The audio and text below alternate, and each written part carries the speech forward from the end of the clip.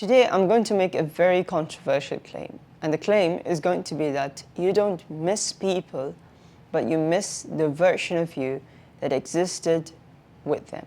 So it sounds a bit crazy because definitely since the beginning of the human creed, people have missed each other, didn't we? We've missed someone in our life.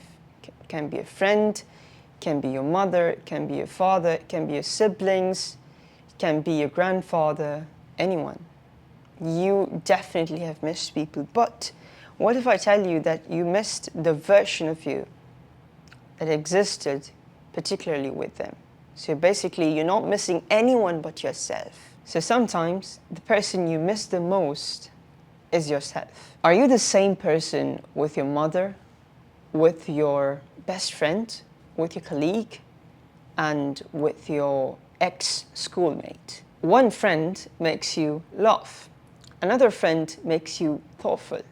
Another friend brings the child inside of you. And one makes you feel confident.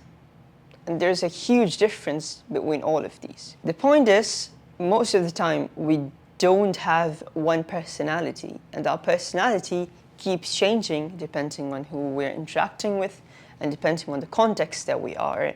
So we have many versions of ourselves. And relationships actually unlock them and open doors for newer versions of ourselves. When someone leaves you, they don't leave with just memories. They leave with a version of you. Have you ever gone back to your old school after a long, long time and you're just there standing in front of a huge building and you feel that sweet ache inside of your chest and you feel a kind of longing when you're there? And a lot of people call it nostalgia. But when you actually think of it, it's the exact same building. It's the same street. Maybe a few different teachers, but mostly the same teachers, the same management, the same buses, but you feel something different.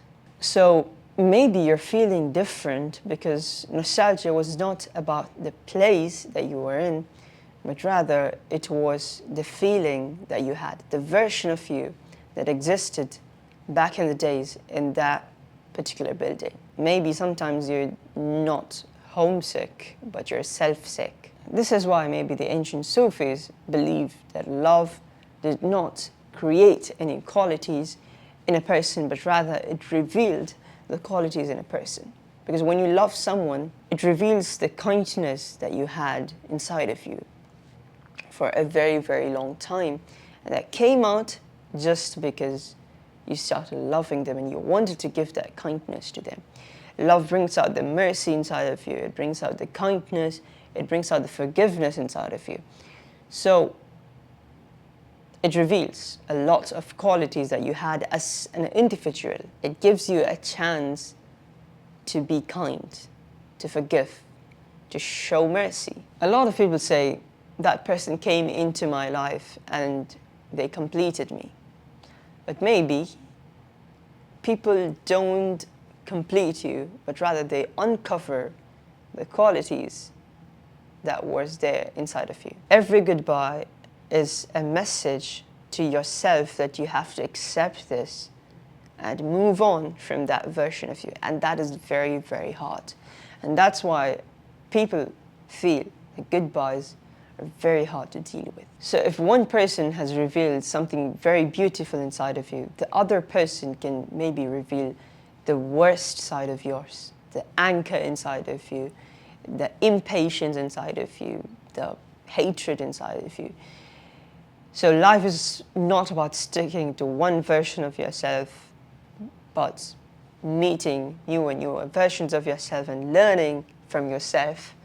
And that is the best way of learning life. So life is not about finding a permanent version of yourself, but rather meeting newer versions of yourself and exploring life and giving life an opportunity to teach you things about life.